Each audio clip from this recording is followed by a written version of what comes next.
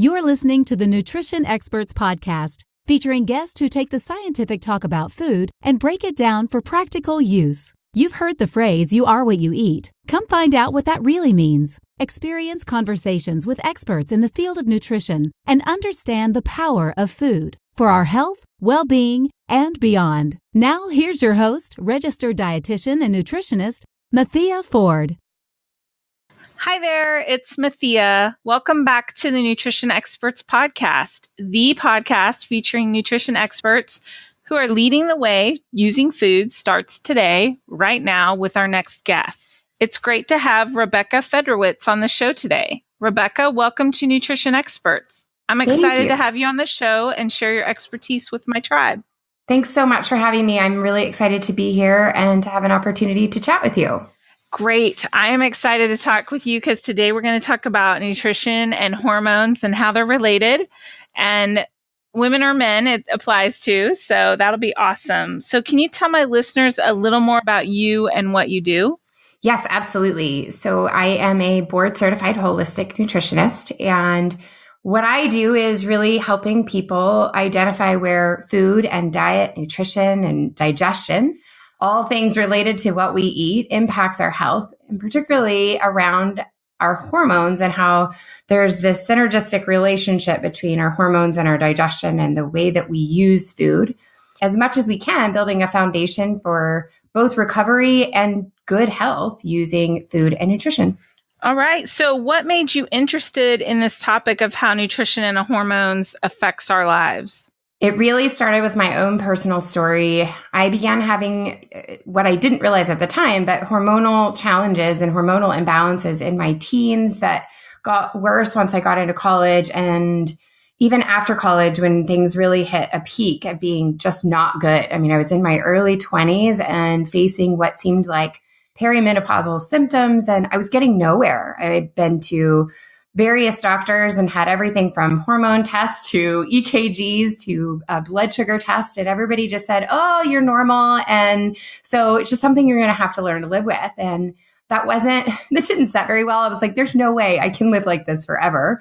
And so I started doing digging. And after a number of things happened, I eventually discovered how much of an impact nutrition had on our hormones and started making changes. And it didn't take very long to see improvement and eventually resolution to the problems that I had been facing for years. So I gave up my previous career and went back to school to study nutrition. And that's where I am today. So do you feel like hormones and nutrition are intertwined, whereas food helps to improve your hormones?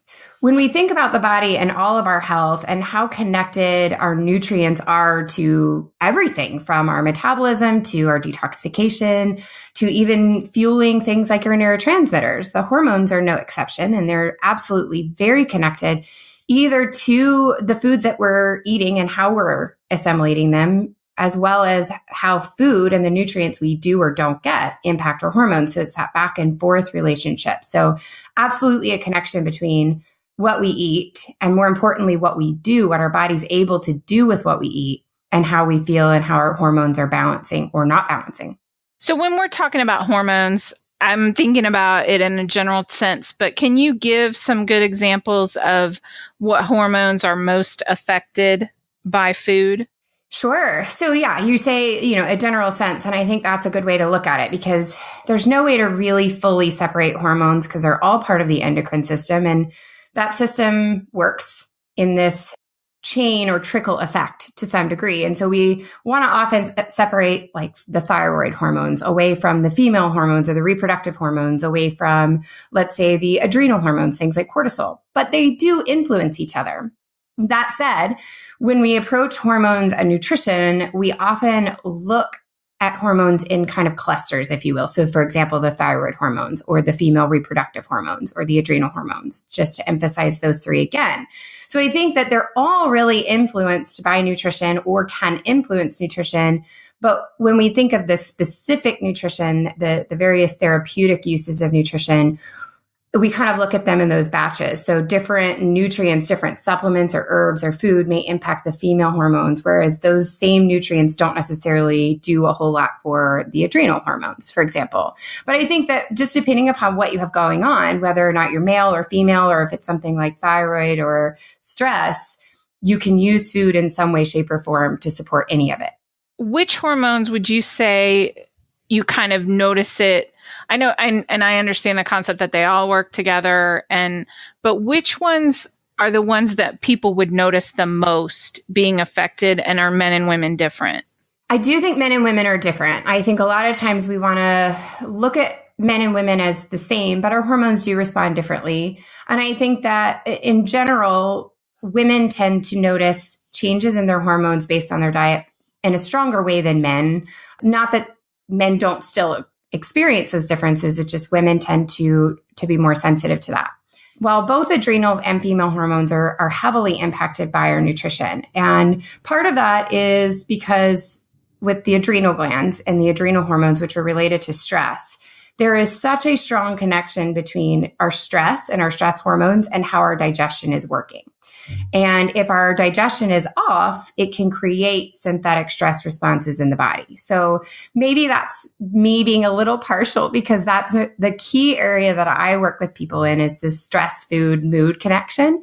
So perhaps there's science to prove that female hormones are more influenced by food, but I really see, and in fact, over the 8 or 9 years I've been working with clients, the one issue that I see over and over and over again when digestion and nutrition is off is that stress is off as well. So whether or not stress influenced the digestion being imbalanced, and that changed the way that people are metabolizing their food and assimilating their food, or because diet is off, and then when our blood sugar and our good nutrients are off, that influences stress. One way or another, I almost always see stress being involved, no matter what else is going on.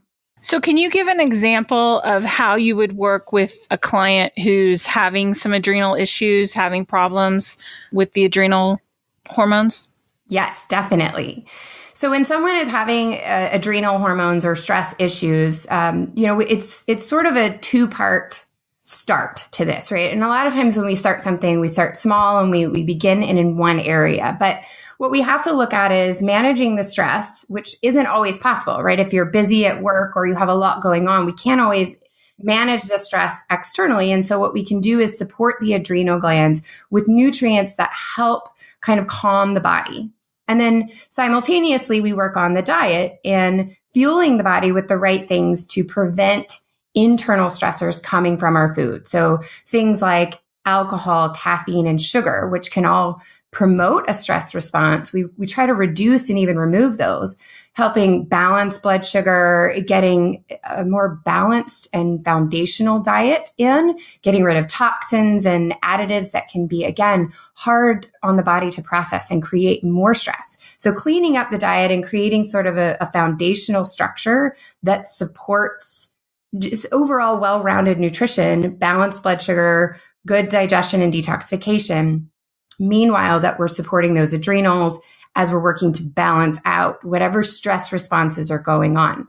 And so if we hit it from both sides, that's the very first place to get us to the point where the body is stable enough that then we can step into that next level where we sort of kind of reverse some of the effects that have happened from long-term exposure to stress. So if someone's having adrenal hormonal problems, they're out of whack, what types of things are they going to notice that's going to lead them to think, I need to do something about this? I think in today's society, because we tend to be overstimulated and overstressed as kind of the norm, it's difficult to notice some of the symptoms because they've become part of our normal day to day. And this is certainly where I was.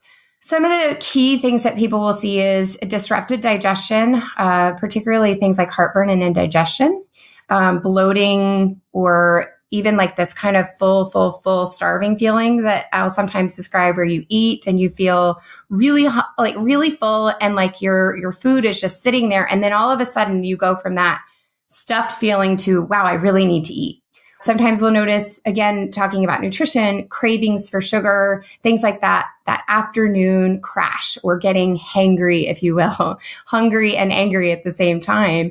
So these are key things that we'll notice, and not just like on a once or twice occasion, but if people are seeing this 3-4 times a week or maybe even every day. So that's something we might see in with nutrition and digestion, or even things like needing caffeine to get started in the morning and something like alcohol to calm you down at night. So having to have those stimulants on both ends. When you're sleeping, feeling like even if you get adequate amount of sleep, like let's say you get, between 7 and 9 hours, you still kind of just feel tired and fatigued, or you have difficulty falling asleep. It's that wired but tired feeling where you go to bed and you're physically exhausted, but you can't shut your mind off. You just feel like you're unable to calm down and fully sleep. Waking up in the morning, having a difficult time getting up and getting started, particularly like I mentioned, without caffeine. It can also lead into other mood challenges depending upon how long the adrenals have been taxed and overworked. Sometimes we'll see it turning into apathy and lethargia. Even things like depression and anxiety can stem from chronic exposure to stress, again, just depending upon how long it's been going on. So those are a few of the key things that we might see. And then other things that can trickle from it a lot of times with other female hormonal imbalances. So PMS issues, or just feeling like your menstrual cycle is out of whack. We'll often look at something like that and go, oh, it wasn't always that way, and stress started first. And because the adrenal glands do produce some of our reproductive hormones, such as estrogen and progesterone, when the adrenals are off, it can over time influence our female hormones as well. So those are great examples of like the symptoms that you might feel. Can you talk a little bit about the relationship between how food affects your hormones and maybe some specific examples? Because I think I have a good idea of what the kind of disrupted feeling is, but how does food then come in, and what specifically maybe some foods that can come in and help balance that? There are certain herbs and nutrients that we can use in more of a therapeutic sense. So for example, something like ashwagandha can be used to help calm the adrenals, because when we're chronically exposed to stress, our adrenal glands and not even just the adrenal glands, really what we're looking at when we're chronically exposed to stress is what's called the hypothalamus pituitary adrenal axis. And it kind of stays overactive. So if you've ever been under stress and you feel like you're calmed down and the stressful situation is over, but every little thing gets to you, like there's a noise and you feel like you jump. That's when those adrenals are kind of always on. And so something like an herb like ashwagandha can help the body calm down so that it's not always on edge. So there are things that are more in that therapeutic sense. But in the sense of day-to-day diet and nutrition, we can utilize foods to create overall balance and support some of the tension that can come from stress and adrenal issues, such as things like magnesium or foods high in magnesium to keep our body relaxed. So chocolate is a good example of this. Chocolate's high in magnesium, or cacao powder, things like that. We can also use food to ensure that we are detoxing and keeping our digestion regular and maintaining our blood sugar. So for example, when someone's under stress, if they're craving a lot of sugar, that will just cause more ups and downs in their blood sugar, which is not what we want, because stress will kind of create that exact same response. So having foods that are higher in fiber and proteins and fats that will keep the blood sugar more regulated is another good way that we can use food to basically halt what stress is doing to our body. And in this case, is elevating or fluctuating blood sugar more than we want it to be. And then when we're under stress, because nutrients can sometimes be depleted, getting plenty of nutrition from balanced foods, so plenty of vegetables that are high in B vitamins that can be drained during stressful situations. So plenty of vegetables and plenty of whole grains that replace the very nutrients that we use in higher demands. That's another thing we can do. So really starting off with a well-rounded, balanced diet. Additionally, things like salt, which we get a bad rep when we think of salt because of iodized salt and refined salt and the way that it doesn't really work with our natural mineral balance. But when we're getting a good quality salt, like a Himalayan crystal salt or a Celtic sea salt, where we're not just talking about sodium, but rather various minerals that are present in the salt. That can be important during stress. In fact, when we study stress in people who are under adrenal, what's commonly known as adrenal fatigue, or when their adrenals are overtaxed, we find that they have a higher craving for salts because one of the hormones that is constantly regulated by the adrenals impacts how much sodium we have in our cells versus outside of our cells. So a lot of times that will change our demand for those minerals, particularly for that sodium ratio. And so seasoning your food well during stress can actually help replace the very minerals that are depleted during those stressful situations. Are there ways that people can manage, just even if they're not experiencing symptoms, to eat better and health related to hormones? A lot of times we don't have symptoms until it's gone too far. So the best thing to do for overall health and for prevention is to eat in a way that supports our hormones prior to us having a problem.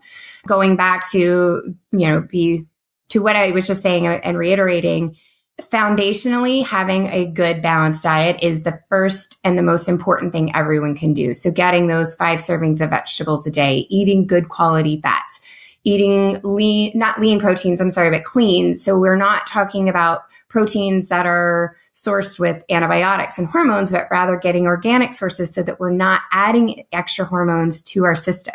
In going above and beyond just a standard balanced diet, we can look at certain nutrients that we can get even from supplements. Things like probiotics, which a lot of people are talking about probiotics these days, but what we don't always understand is that they're necessary for our digestion to stay healthy. And when our digestion is healthy, we can better produce and control hormones. So if hormones let's say a hormone isn't used enough. So let's say you produce 100 grams of estrogen. And this is, of course, just a hypothetical example. And you only need 75 grams of it. The body is designed to process out and detoxify the remaining 25 grams. But if our digestion is off, so is our detoxification. And so we can end up with excess levels of hormones. So part of keeping our digestion healthy and regular is having good bacteria. So getting the probiotics. And things like plenty of fiber, which it's best to get our fiber, of course, from food, but using foods that are specifically higher in fiber, again, plenty of vegetables, things like cruciferous vegetables, broccoli and cauliflower, or whole grains like brown rice and quinoa. This keeps our fiber and our digestion in a good place. Controlling sugar, alcohol, and caffeine. There's a place in everyone's diet for those things. And I'm certainly not going to sit here and say, you can never drink another glass of wine. You can never have a cup of coffee or a bowl of ice cream or anything like that. But it is important to know that when some of the early signs of hormonal imbalances and stress and adrenal issues is our cravings for sugar. And it's better if we can avoid that. And alcohol converts to sugar. Caffeine can change our blood sugar levels and cause us to crave sugar. And so keeping these things very moderate in our diet and keeping how much we have in control, even when our stressful situations are high, or even when we're PMSing and things like that, can be really important. Not just for people who are experiencing symptoms, but people who haven't yet noticed any issues. And then finally, I think that, so we've had balanced diet, we have specific supplements that can be helpful. And then things like avoiding foods that aren't great for us. We also want to look at our diet and make sure it's right for us. And this is a kind of an element that I think we easily overlook when we're looking at a balanced diet. We go, I'm eating healthy foods, but not all healthy foods are right for you. So somebody who has a dairy intolerance or a dairy sensitivity, having that exposure to dairy because of the inflammation from a food sensitivity, because of the way it disrupts our digestion, can end up wreaking havoc on things like our hormones and our detoxification if we're not careful. So identifying where maybe you're not reacting well to a food, if there's a presence of food sensitivities, identifying those foods and removing them from your diet so that you don't potentially increase inflammation, decrease detoxification, and influence the production or the removal of hormones from the body. This is one of those things I think it's difficult to wrap your head around how mood is related, that kind of complete mind, body, spirit concept, and how our mind and our spirit and how we're feeling influence what's going on in our body. And it definitely does. an actual hardwired connection between our brain and our digestion. It's a nerve called the vagus nerve that sits at the base of the skull, and it runs down the spine between the brain and the gut, between the brain and the stomach. So there's literally this hardwiring between our brain and our digestion, and our digestion just reaches out to everything, and it affects all of our health. And so just even that can begin to show how when our mood is off, when our brain is off for whatever reason, then it will affect other areas of our health. And I think, there's so many ways that we can look at this from, again, kind of going back to that same inverse relationship of hormones affecting food and food affecting hormones. I think it's the same thing with our mood. When our mood is off, it can change how well we digest our food, or how well we handle pain and things like that. And so if you've ever had a day where you're like, I'm just really anxious and uptight today, and you've ever felt like when you eat, you don't really have an appetite, or you don't feel like you're digesting your food the same. Some people describe it as butterflies in their stomach. Some people say they just feel like food sits heavy on their stomach. And so that's a very noticeable example of how when our mood is off, it changes the way that we digest our foods. And so if it's affecting our digestion, it's likely affecting the rest of our body and the rest of our health. And so, it's important to note, though, that this isn't just mood such as, I chose to be in a bad mood today. This is, there's definitely a correlation between our stress, the way that we're digesting food, and our mood, and then this cycle. Because when our mood is off, whether or not that's a choice, like we let a situation get us down, or we're allowing circumstances to change how we feel, or if it's our mood as in, like if we're struggling with anxiety or depression due to biochemical imbalances, right? That's not necessarily a choice. You're not waking up choosing to be in a bad mood. There's something going on in the brain and in the body that's affecting our mood. And so when that happens, those things can, either way, whether or not we choose it or not, can impact how well we handle stress and can create stress. And then stress can impact our digestion and the way we're assimilating nutrients, and then the rest of our health. There's always that connection. And then going even farther than that, when we look at things like our mood, sometimes we'll talk about stuff like depression. And if you ever had any issues with your mood, depression, and anxiety, you've likely heard of things like serotonin being our feel-good neurotransmitter. And up to 90% of our serotonin can be produced in the digestive system. So when our digestion is off, when probiotics and good bacteria aren't there, when fiber is off, when we aren't getting the right nutrients because we're not eating good whole foods, then things like serotonin development can be off. And when we're not producing enough serotonin, it can then affect our mood. We don't feel great. We may notice that we are feeling down, maybe not clinical depression, or you may not notice it so much because it's not stopping your life, but you may notice it subtly, that sort of subclinical level where you're just feeling down. So there's definitely so much of a strong correlation, whether or not it's mood affecting our health or our health affecting our mood. Again, that back and forth synergistic relationship. Well, I've definitely heard of your gut being referred to as your second brain, as far as being able to affect your mood and your body and your hormones and everything. So are there any specific probiotics that you think are helpful, or ways that people could get probiotics? Because I have definitely heard a lot about probiotics lately, and how fiber is a probiotic, even though you may not think of it that way, but some other strains maybe of probiotics that people could use to make sure that they have good probiotic gut health. Here's what I typically recommend to people. The best way to do this for general health is to get a good broad spectrum probiotic supplement. And by broad spectrum, you want to be looking at multiple billions of probiotics total in the supplement, but then there should be 10, 12 different varieties. So lactobacillus is just an example, bifidobacterium. So rather than, let's say you go to the store and you see, oh, look, it's a lactobacillus probiotic. That's just one strand. But there's so many different strands and they all play a different role. So some are really good for helping with something like small intestinal bacterial overgrowth, whereas others may be good at keeping you regular. If you don't have a specific issue, then a broad spectrum is the best way to go. And so I particularly love the Claire Labs Therabiotic Complete. That's one that I recommend a lot because it is a broad spectrum.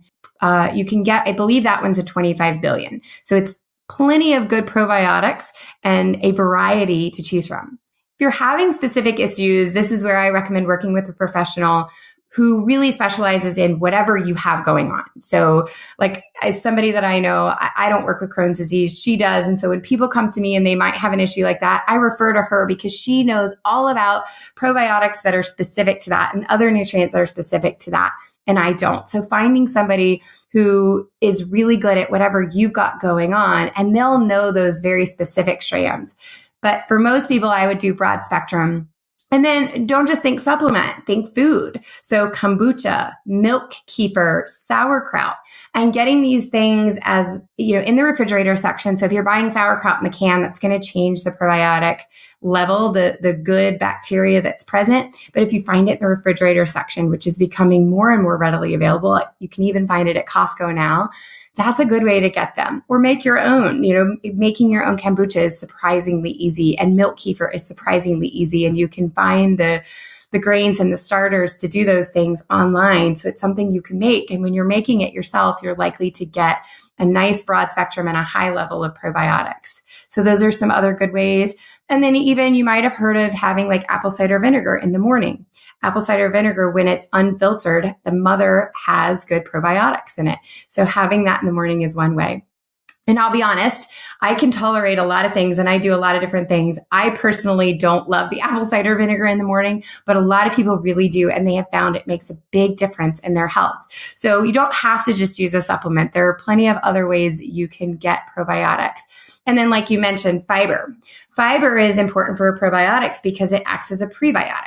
So probiotics, the good bacteria, are living organisms in our digestion, and they need food to survive. And so a lot of times prebiotics that come in some of the fiber, it's important that it's present in order for probiotics to thrive. So it's like if you put a plant in the ground and you never water it and you never give it any nutrients, it will die. And we have to make sure that we feed that plant so that it can do its job and it can produce. And probiotics are no exception. Sometimes you can find probiotics in with the prebiotics in the supplement, but what I typically recommend is make sure you're taking your probiotics with your food and you're getting plenty of fiber and a variety. Even things like potato starch, for example, is a great source of a prebiotic that helps to feed those probiotics. Absolutely. Excellent. I know it's a complicated topic, but I think it's really important for us to understand that we do have a little colony growing in our digestive system that actually works really well with us. So at what age does it really start to show how our intake affects our moods? Is it younger, older? Is there any sort of range? If you would have asked me this question 5 years ago, I would have said, studies have shown that it can impact even children. And I would have just then gone on to talk about how I've really seen it in my own practice starting in your teens. But now that I have my own child who is 3, I can tell you it starts very, very early on. I think that, even not just the intake of food, like the specific foods we're eating, but even how we're eating. So whether or not we're snacking too much and not getting enough in any one setting and how it fluctuates our blood sugar. I saw this impacting my own child from even as young as maybe 18 months. So we can see when we talk about mood, just veering away from the topic of mood and hormones for just a moment, things like ADD and ADHD and hyperactivity that we see in children, and just changing their diet and changing not even what they're eating, but the structure of how they're eating and how they're structuring their meals, it will start to impact it. And so really it can impact our mood and how we're feeling and our energy from a very, very young age. But as it relates to hormones, I see this especially in younger girls. I don't think that we see it as much in younger boys because of the way that girls produce hormones differently in their adolescent years than boys. But girls, even at 10 and 11 these days, and maybe even younger, we'll see that. We'll see if their blood sugar isn't well managed, if they're having too much of foods that have a lot of hormones in them, how that may affect things. But as you go on, once you're into any point in your life that can be really stressful, teens that are going through a lot of stress, teens that have menstrual cycle imbalances and hormonal imbalances, we start to really strongly see that correlation of food and mood and hormones and how all of it interconnects. Who do you find is the most likely person experiencing some of these issues with mood and food and hormones? Usually younger moms. That's the predominant. Sometimes it's right before they become moms, where whatever is with the lifestyle before we become moms or right when we become moms, but just the stress that we've been able to take for years and years has finally burdened us too much. And when we become moms and we're still balancing all that life is throwing at us, plus younger children and our own self-care, and our hormones are just all over the board, right? Because pregnancy alone, even a good pregnancy that has no complications, will affect your hormones, right? That's what it does. That's what it's all about. And then nursing. And so when the adrenals and stress hormones are present while we're also dealing with changes in our female hormones, lack of sleep, it kind of causes us to break in a way. And I see this through postpartum anxiety, postpartum depression, adrenal fatigue that doesn't hit until our little ones are 1 and 2. And we just feel like, why was I used to be able to handle all of this, and now I feel like I can't get through a day. It finally has taken its toll. And it's not just that point in life. It's just that you asked that great question of what can we do before we notice symptoms. We didn't notice the symptoms. We weren't making the changes we needed to. And now we're at the place where our body says, oh, heck no, I'm not doing this anymore. You're going to have to make changes or I'm shutting down. You had your own experience of going through several different medical professionals and trying to find answers.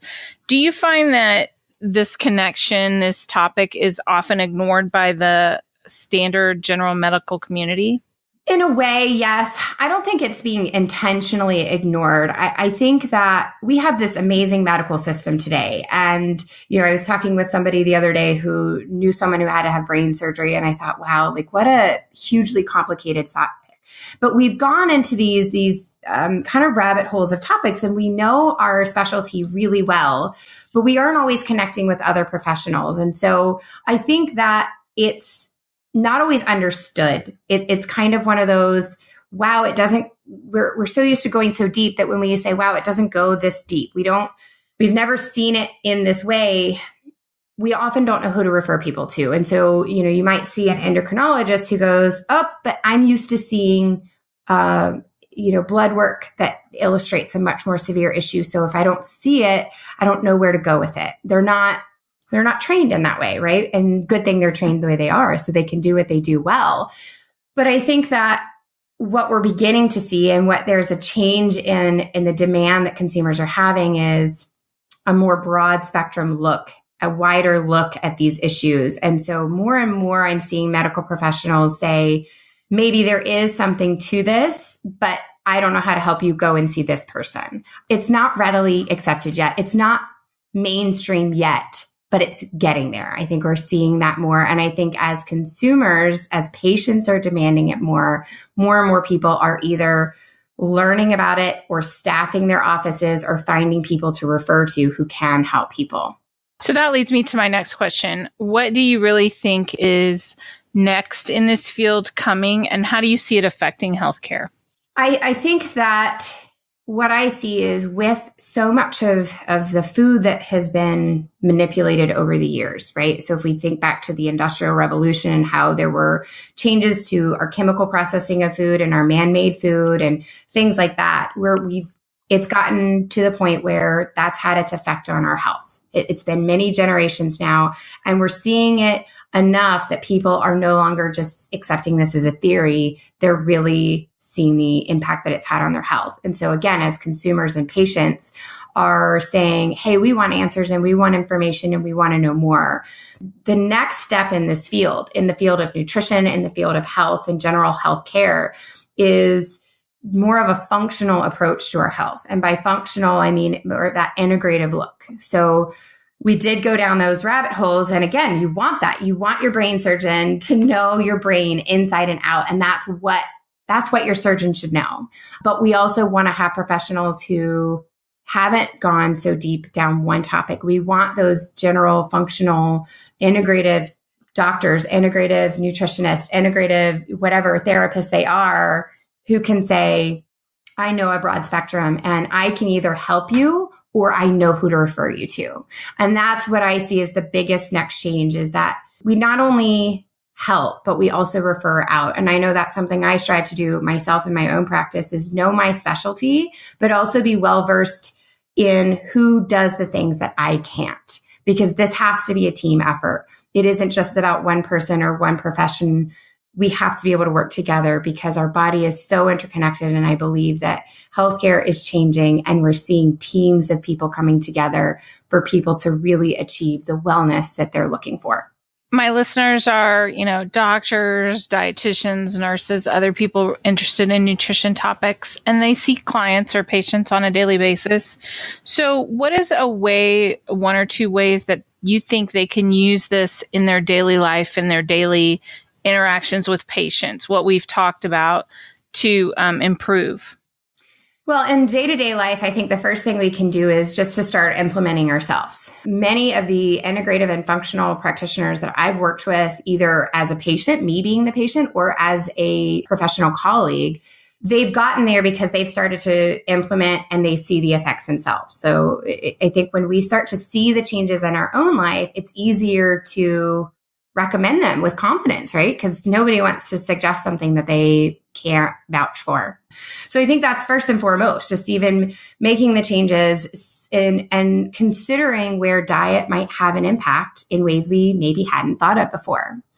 And in terms of in their practices and with their own clients and patients, it's knowing, it's certainly not everybody's job to know everything, but even having a good book, or again, somebody to refer to, or looking at, if you're a doctor, having a nutritionist in your office, or if you're a nutritionist, what are some doctors you can partner with? Because, my personal philosophy is that nutrition absolutely plays a role in all of our health. It's not always the therapy, or it's not always going to be what, quote unquote, cures us. But no matter what's going on, it's foundational to ensuring our body has the nutrients it needs to bounce back, to recover, to help fight off, or to support whatever treatments are being used.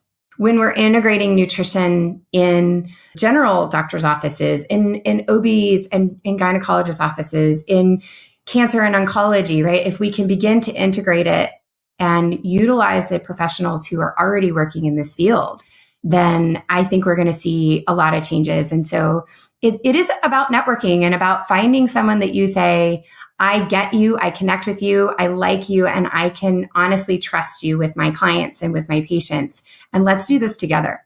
So something I ask all my podcast guests usually is my final question is usually, what's your favorite food? Oh, man. That's such a hard one to choose. I love food so much. Right now, I would say that I love the Toscano kale so much. I feel like I could eat it every day. And I think a lot of times when we think about clean eating and nutrition, we picture these people like with their mouths full of kale. And I've never really been that way, because green and red kale has to be prepared just right to be tender and tasty. But the Toscano kale is just amazing no matter how you fix it. And I feel like I want to throw it in everything these days. So that might be my favorite for now. What is Toscano kale versus like the regular kale? How are you going to identify that? Okay, the regular kale is bigger, wider leaves with these curly edges. And this one is thinner and taller. And it kind of it's a dark green, and it kind of has these like dimples in the leaves. And it's just truly, you can chop it up, throw some olive oil and like white balsamic and some salt. And truly that is all that you need. It is tender immediately. It's so good. Like any of your stores, like Whole Foods, I know carries it. I live in an area where we have Sprouts, but I know it's making its way into more conventional grocery stores as well, because it's becoming quite popular. All right. Well, Rebekah, thank you so much for being on the podcast today. It was a pleasure to have you on the show. I know my listeners have learned a lot about hormones, moods, and food. So if listeners want to connect with you, what's the best way to do that? So the best way to find me is on my website, youarewellhealth.com. And you can find out more about me or reach out. You can always contact me there. I'm pretty much all over at You Are Well Health. So I have a podcast, You Are Well Health, anywhere on Facebook, Pinterest, Instagram, everything at You Are Well Health.